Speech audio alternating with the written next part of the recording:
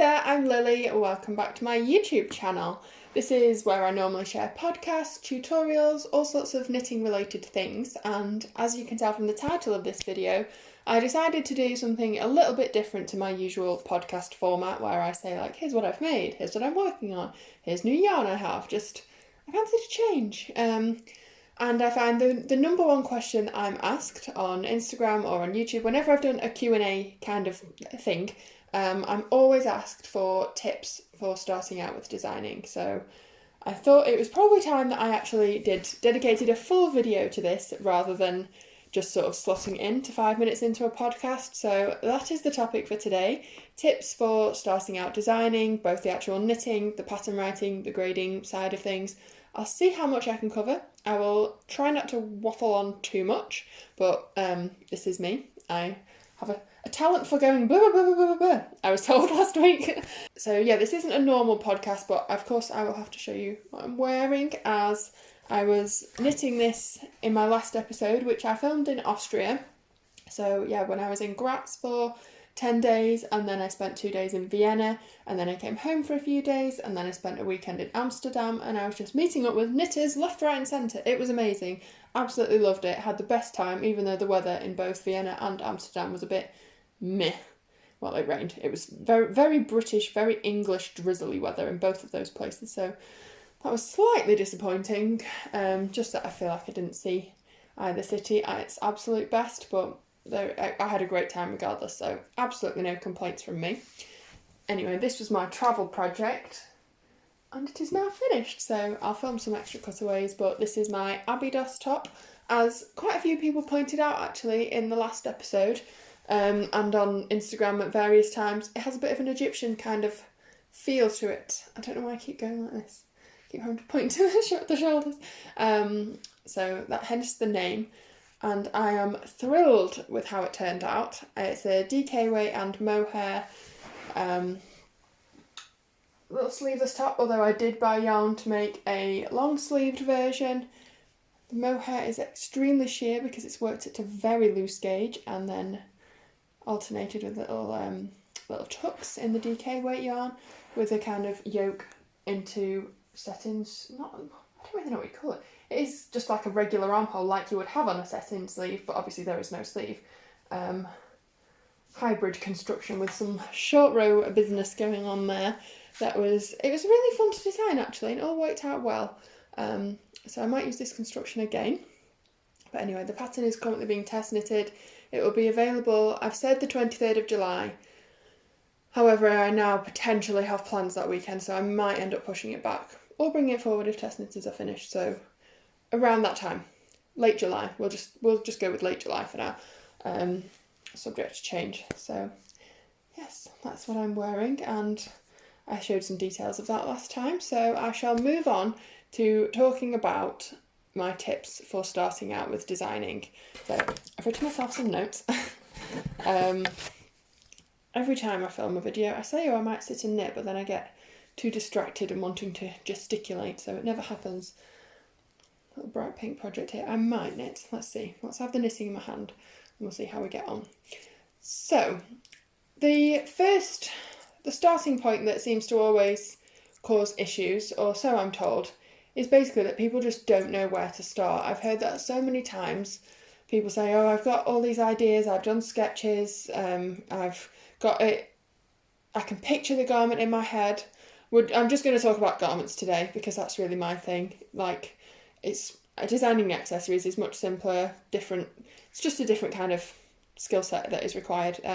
So we're just talking garments today. Just got to draw the line somewhere.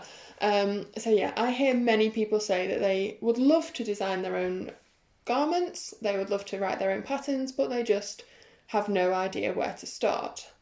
And I think if you're jumping into this having only just started knitting, then that's quite a leap. I mean, some people go straight to designing, but I would always recommend knitting a few different constructions of other people's patterns. So some bottom up, some top down, some round yoke, some drop shoulder, some set-in sleeve, just various different garment constructions. I'd recommend doing that a few times, then you're familiar with the effects that different techniques have on a piece of fabric, how it increases, decreases, short rows, rib, stocking stitch, garter stitch, whatever, the impact that has on your flat piece of fabric is if we were sewing, our fabric would just be standard all over.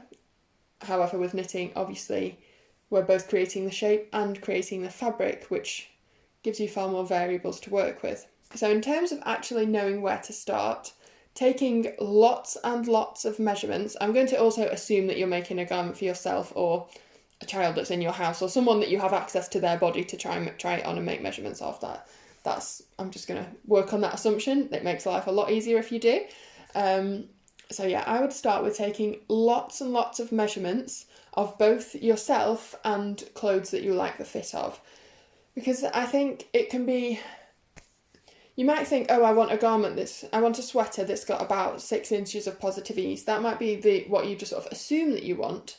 When in actual fact, if you try on your existing sweaters, be they handmade or store-bought items, you might realise that the fit that you actually want to get the kind of oversized feel, maybe you actually need over 10 inches of positive ease. Or I find that quite often people underestimate how much negative ease is needed. Say, if you want a fitted top, to get something that actually looks fitted, you don't want something that just is the same size as you. You need a significant amount of negative ease to actually get that fitted look, which might sound kind of daunting. However, if you go measure some t-shirts, some camisoles, some items in your wardrobe, non-hand knitted especially, you might realise that actually I'm wearing tops with 6 inches of negative ease all the time and not really realising it.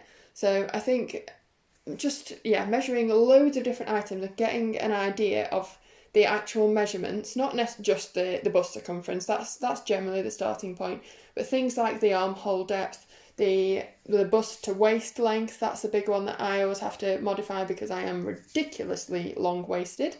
So I kind of know how long that needs to be on me. I mean, you probably, I find that I'm quite good at looking at an item in a store and going, that will or won't fit me. I can kind of know by looking at it, but that's probably because I spend so much time considering measurements of things. It's really important to actually take those measurements of yourself, not just say, oh, well, I wear a UK size 14, therefore I'm probably about this, because that just is unlikely to actually be the case. And if you're designing something from scratch, the whole point is that you can get something that fits perfectly. So here is your opportunity to really be very precise.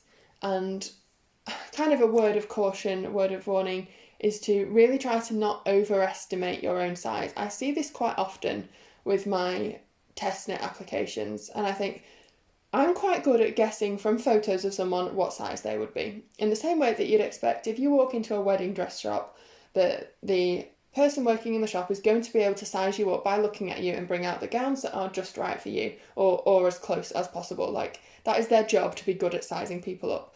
I think I'm quite good at this. I can almost always predict which size someone will make in my patterns, because I know my own size range. I know every measurement of all these size ranges off by heart because I've done so many of them.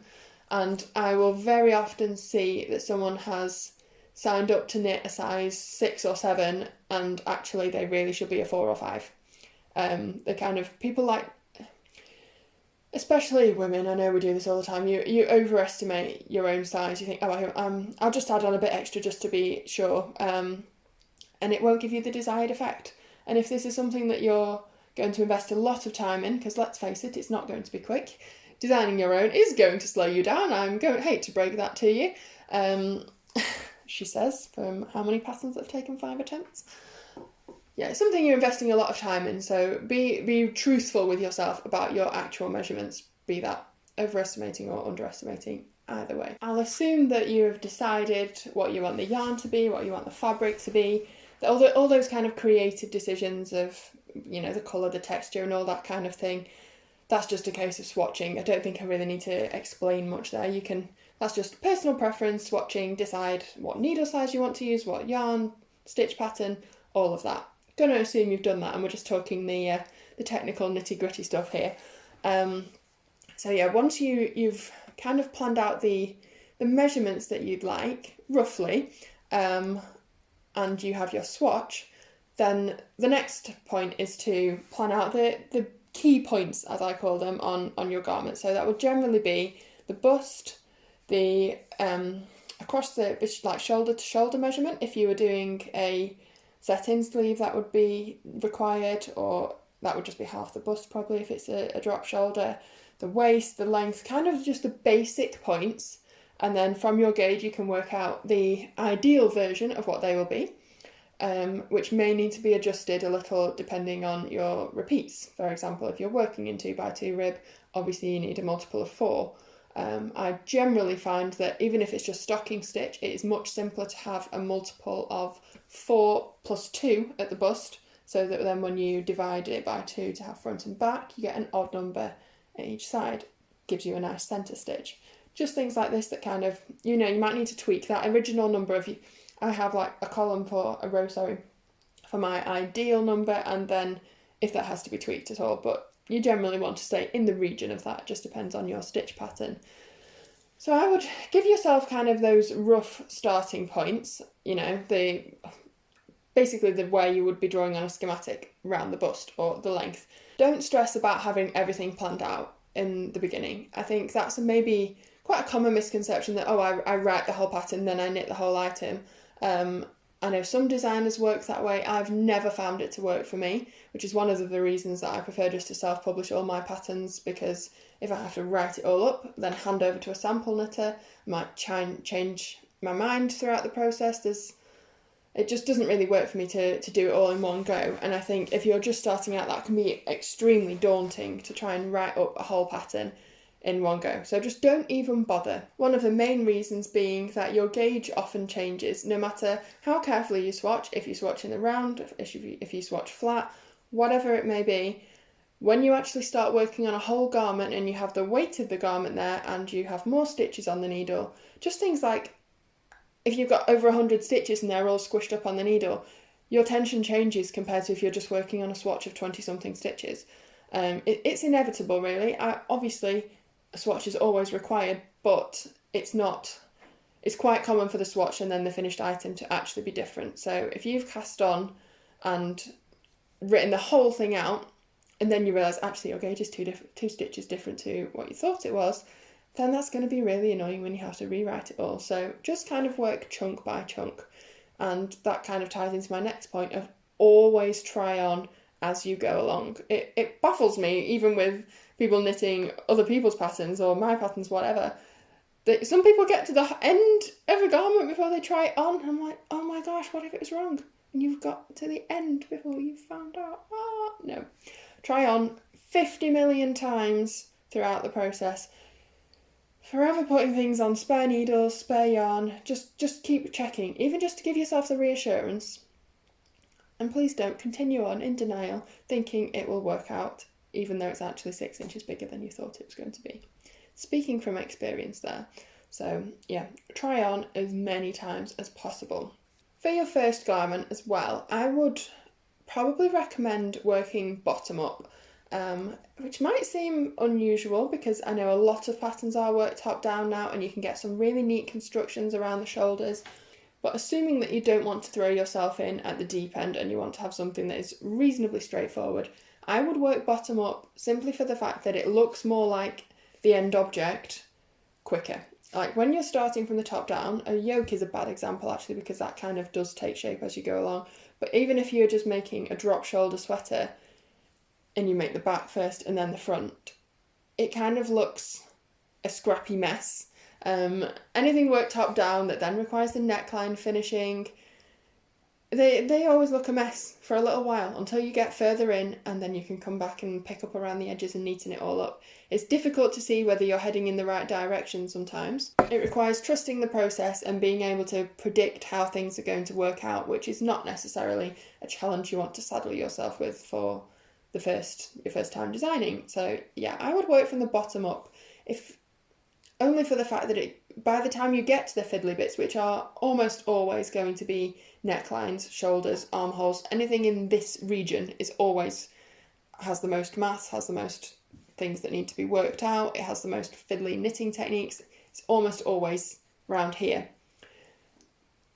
That's a lot easier to work out if you have a body of fabric, literally a body, to then chip away at for the armholes and chip away at for the neckline, rather than kind of trying to create that from the beginning. It's easier to deduct than it is to add on. So I would definitely recommend, if you're making a vest, sweater, cardigan, whatever, start with a bottom-up construction, just to make life a little bit easier for yourself. Then there's more satisfaction that way as well, that it can take shape and look like something proper a lot quicker than a top-down garment will. Obviously, I don't want to dictate what you should design as your first garment. Go for it with absolutely anything. But a roomy, something a little bit roomy that has a little bit of leeway for sizing, that doesn't need to be critical, and something with a drop shoulder is definitely the simplest option if you want to just kind of ease yourself in. I think it's also worth pointing out that designing for yourself, just because you want to wear something that you've designed, is a very different kettle of fish to designing to actually write the pattern up. If you're just designing for yourself, who cares what notes you make? You don't need to be able to replicate it. As long as the actual item turns out as you hoped or develops as you go along, then that's fine. The actual pattern writing it's just a different set of skills, really. It's being able to note something in a way that makes sense to you, and then being able to translate that into something that makes sense to other people are very different skills. If anyone tried to follow any of my notes that I've made just for myself, then I mean, God help them, because they barely even make sense to me sometimes. Just, all manner of random little jottings that make sense at the time, and I have to decode afterwards, which leads me on to my next point, that if you do wish to actually write the pattern up, I would 100% recommend writing it up and taking digital notes as you go along. I mean, I am the first person to say I love pen and paper. I want my physical notebook. I'm not keeping an online calendar. I like it to be pen and paper and be very traditional. But just make life easier for yourself. Trust me on this. Coming from someone who does love all the pen and paper kind of things, if you want to write the pattern up, just use a Word document or your notes on your phone. It's ridiculous the difference it makes, but just actually it being legible. And I find I make notes different. If I'm typing them out, I will type something different to if I was writing it by hand. It's not that I will type it out in full as if it's a finished pattern right away, but it will be typed out in a more logical manner than a scribbly note with an arrow here and a bracket round that. Because, I don't know, you just have to think about it a bit more, don't you, rather than just throwing pen on paper. So if you want to give yourself a fighting chance of understanding what you meant, I would definitely recommend taking digital notes as you go along. I would definitely recommend trying to make a few garments just for yourself before worrying about trying to write them up for other people, because there's a lot to learn, and I think that can be done more organically if you just kind of design for yourself and learn things as you go, rather than trying to figure it out all in one go. There's a lot of things that you might think, oh, I can design that, and then actually once you've written a few patterns you realise, there's a reason that wouldn't really work. Just as one example, I rarely do things with diagonal lines in anything other than brioche stitch, which is far more flexible. So that's one point actually. You have far more rows to play with for the distance. You can get curves a lot easier in brioche stitch. So like my Livingston vest, I was able to put the lines coming around the body. However, diagonal lines, if you're then going to grade something onto different sizes where the width varies, but people don't necessarily get taller as they get wider, that means that anything with a diagonal is going to need to be changed. The rates of those slopes, say raglans here, are probably going to need to be changed. If you have a diagonal element to the neck, lots of things are going to need to be changed. So things like that, I would think twice about designing, or I would definitely try to have a clever way of going about it. Whereas, because I've kind of learned as I go along, actually this just makes life difficult. But if you're just throwing ideas on a piece of paper, you might have drawn something with diagonal lines, for example, without realising how much of a headache it was going to give you later on.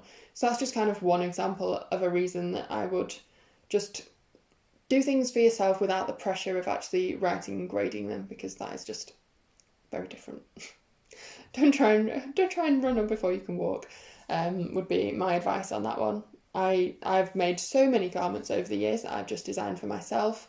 Kind of slowly going back and working through the archive of patterns and sort of tweaking them, re-knitting a new version as I go along. It's not that you're never going to write that pattern up, but just don't give yourself the pressure straight away, I would recommend. Something else that I believe is one of the most daunting aspects of designing to a lot of people is the fact that to grade and write up a pattern, you can't really avoid spreadsheets. So I am a maths geek who absolutely loves Excel. Well, I say love it, that sounds a bit overkill, but I'm quite happy to work with spreadsheets, formulas, have everything done digitally on there. And I know that's not the case for a lot of people, but I don't think there's really any way around it if you're trying to grade patterns.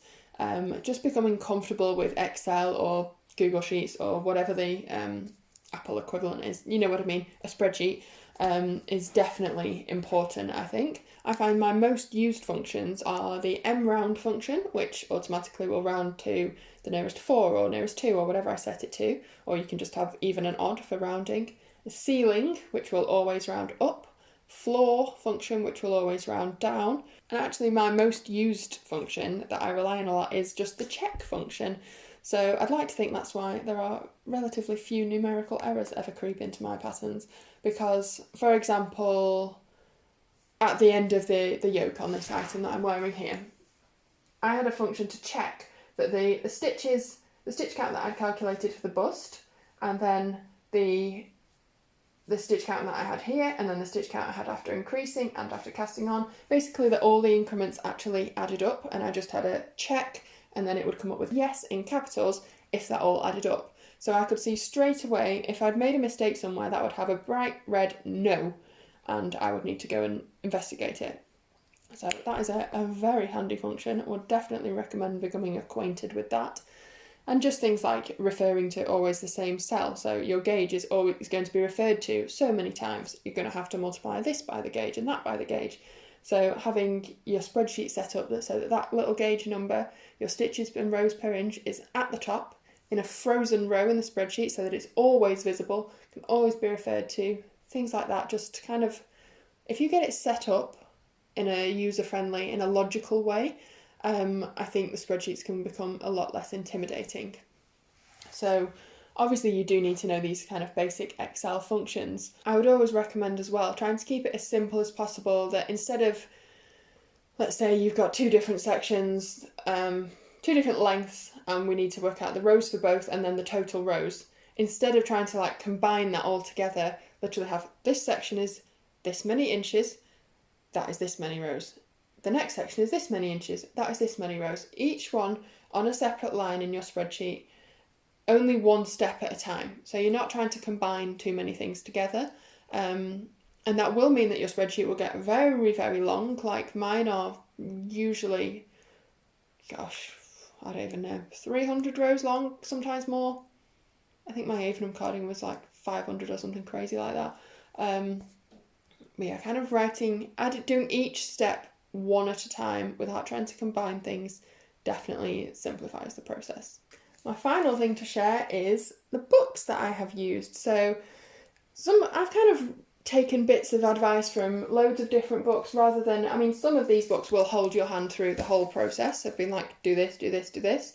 Some are more of a guide. I kind of read snippets of all of them, figured out my own kind of way, but I just thought I'd show some of the books I found the most useful. So I'm just going to start with the stitch dictionaries. These aren't really designing books as such, these are just kind of, stitch bibles. But as you can tell, these have been very, very well used. So that if you're looking for stitch patterns, just to kind of start providing a bit of inspiration, if you don't know where to start, then just swatching and playing around with stitches can be a really good way to just kind of get the creative juices flowing, get kind of into the designing zone. So I would definitely recommend. These are the first and second? Yeah, first and second treasuries of knitting patterns by Barbara G. Walker. I feel like these are the classics and loads of people will already have these. They're just so many patterns in there. They are in black and white, and I do find that the end swatch often doesn't look quite the same as the photo, because I think they've kind of flattened them out for the photo and then upped the contrast afterwards. They're quite old publications, but they're classics. They're just, you can't go wrong with these. And of course, I'm going to just use sort of, say, stitch dictionaries in general are a very helpful resource. This one, I think it's quite old actually. How old is it? Most of these I've picked up in charity shops along the way. I just keep an eye out. If there's any designing related book, I buy it basically in a charity shop, secondhand or anywhere. Original 1972, this is a 1996 version. Knitting from the Top, again by Barbara G. Walker. This is so good. I mean, it has... So it's a top-down book, basically, which goes against everything I was saying before about starting with bottom-up. But if you did want to go top-down or a bit further into your designing journey, this is a great book. So it has basic things like a classic raglan pullover, classic raglan cardigan. It also has reversible pants, and there's something else kind of odd in it. Culottes, gaucho pants, knickers, harem pants. I mean, if that floats your boat, it goes in some slightly odd tangents. But I found this one to be very, very useful for things like explaining the ratios of stitches that you need for a standard set-in sleeve seamlessly. These are all done seamlessly from the top down. So if that is your kind of thing, would highly recommend this book, just for the fact that it actually does give you the ratios to work with. It's gives you the numbers, tells you pick up here in this ratio. I mean, that's for standard. I have since modified all my own ratios, got my own kind of system going, because that often forms quite a prominent feature of my designs, is that sort of the way sleeves and body interact and things like that. I don't tend to do too much with stitch details with like big lace patterns or anything. It's more about the silhouette, so that kind of the ratios themselves have become the design detail, but this is a great starting point. That just kind of gives examples of like, at this point you will have increased 10 stitches every right side row until the length of the back section is somewhere between 2 and 3 inches. So it's just giving things in very general terms. It's not written out for loads of different sizes, it's not written as a pattern, but it just gives a suggestion of, this bit around the back of the neck should be about 2 to 3 inches on the average person. Kind of starting points. If you're really clueless, that is very good as a starting point. And then a couple of others that, to be honest, I can't remember off the top of my head which parts I've read and used in each of these books. So I'm just going to show them kind of generally as useful books rather than specific things, because I've had them a while and I can't remember. So Sweater Design in Plain English by Maggie Righetti is written out with lots of diagrams and examples of working things out, kind of literally just step by step the arithmetic behind the basic designs. Lots of examples, and I really like it's quite written in quite a casual tone as well, this one. So I think that's also very useful. I have absolutely no idea where or when I bought this one. There's been that many times where I've just picked them up in a second-hand bookshop that I cannot remember. Just an example of the kind of book to look out for. Designing Knitwear by Deborah Newton. So this one has, again, more examples of the, where was it? The schematics and worked out there. Like that shows the decreases, kind of where you would place those, and how to work out shaping. Just a few examples. I don't know how much I've actually read of that one. And this Knitwear Design Workshop by Shirley Payden, Comprehensive Guide to Hand Knits, is another that really writes it out step by step with examples of how the increases and decreases, how things will be shaped. I think this recommends using a lot of graph paper to draw out the shapes that you'd like. Which isn't something I've particularly done much of, but I can see it being very useful. See, for example, their rounded front edges kind of shows how they would have the increases planned out. So I think that could work really well for a lot of people, actually, having it drawn out visually. Examples of these schematics with actual stitch counts on there, not just numbers. So it tells you how to actually work out, remembering things like selvage stitches, what multiples you need, all that kind of thing. Another very useful book. I think I'll leave it there. I think I've probably covered a few things for the starting out designing, not necessarily, how to design everything, but maybe useful as a starting point. So thanks very much for watching all of that anyway. And please let me know if you have any comments on or suggestions of things you'd like to see, any questions about anything I've mentioned. I'll show you what I'm working on. A new design that there isn't much to see of yet, but this is one of my new shades of my yarn. So it's Axis by Lily Kate in shade Neutrino. It turned out bright enough, which thrills me. I really wanted it bright. And another Ribblesdale vest in green, which, as my mum pointed out, was a bit stupid because I already have a Ribblesdale vest in dark green and one in beige. But this is while I was away, and I just wanted something that I could cast on without thinking about, didn't have to write up, didn't have to figure out any details of, just cast on and mindless in it some brioche stitch. So that's what I knit there. So thank you very much for watching. Please let me know if you have any questions on anything that I've mentioned in this video. If there are any other topics that you'd like me to cover. I'll be honest, I'm not going to do a step-by-step of how I write my patterns. That would be a bit of a strange thing for me to do as a business owner, so just kind of put that out there, because I know I have been asked before, oh, will you do a step-by-step guide to this? And I'm like, no. But yeah, more general advice I am more than happy to give, and will ramble on about till the end of time. So yeah, let me know what you'd like to see, or if you have any thoughts on designing, maybe if you've always wanted to and are yet to start, what is it that's stopping you? What's the stumbling block? And I'll maybe try and address that in another video. So thanks very much for watching anyway, and I'll see you again soon.